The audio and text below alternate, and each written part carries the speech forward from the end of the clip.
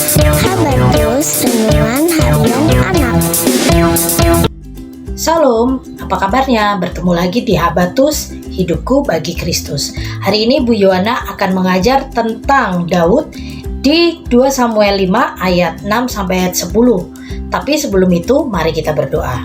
Bapa kami di surga, kami ucap syukur untuk hari ini. Tuhan memberkati kami sehingga kami bisa belajar firman-Mu. Berkati kami supaya mengerti, memahami, dan melakukannya dalam hidup kami. Hanya di dalam nama-Mu kami percaya berdoa. Haleluya. Amin. Adik-adik semua, kita sudah belajar tentang Daud hari kemarin. Dan hari ini kita akan belajar tentang Daud lagi untuk merebut kota Yerusalem. Kota Yerusalem ini sebenarnya adalah kota yang sudah direbut oleh Yosua. Tetapi orang Benyamin yang menempati daerah itu tidak mengusir orang Yebus, sehingga orang Yebus merasa berkuasa. Bahkan suku Benyamin sendiri diusir dari Yerusalem, sehingga mereka menduduki kota Yerusalem sudah bertahun-tahun. Akhirnya datanglah Daud ingin merebut Yerusalem untuk dijadikan sebagai ibu kota negaranya. Adik-adik semua, orang Yebus ini mengejek Daud, bahkan menghina Daud, tetapi Daud tidak patah semangat. Dia mempunyai strategi yang luar biasa.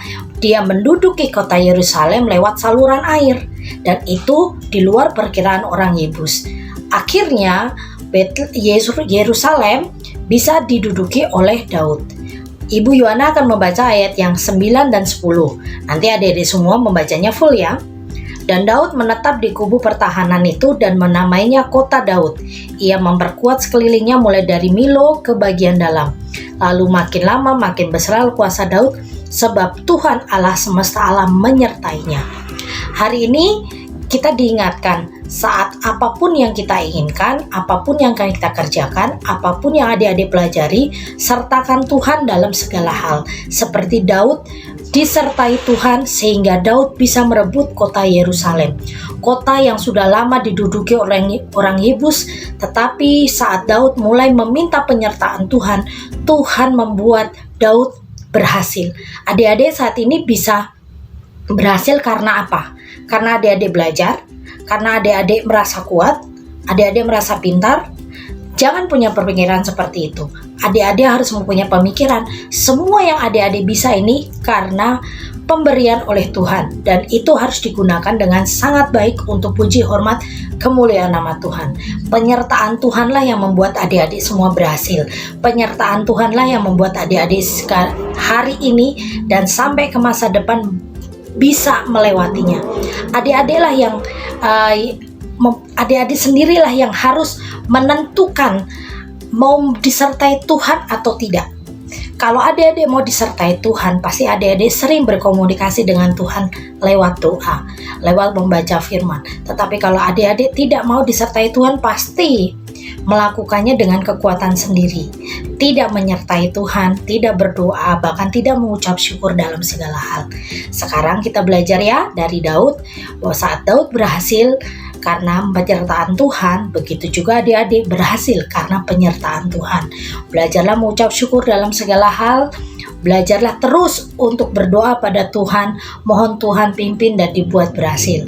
Jangan pernah mengandalkan kekuatan sendiri, jangan pernah merasa hebat, jangan pernah merasa bisa, karena semuanya itu sebenarnya pemberian dari Tuhan. Kita tutup Alkitab kita berdoa. Ucap syukur untuk kebaikan Tuhan sehingga kami diberikan anugerah, diingatkan kembali supaya kami mengandalkan Tuhan dalam segala perkara. Bukan karena kuat gagah kami bisa, tetapi itu semua karena anugerah Tuhan. Terima kasih untuk penyertaan Tuhan, kemampuan Tuhan yang Tuhan berikan pada kami, sehingga semuanya, adik-adik semua yang menyaksikan tayangan ini diberikan kekuatan dan keberhasilan dalam segala sesuatu yang diusahakan, dikerjakan, dipelajari, bahkan yang dicita-citakannya pasti berhasil. Terima kasih Tuhan, terima kasih. Dan hanya di dalam nama-Mu kami percaya berdoa. Haleluya.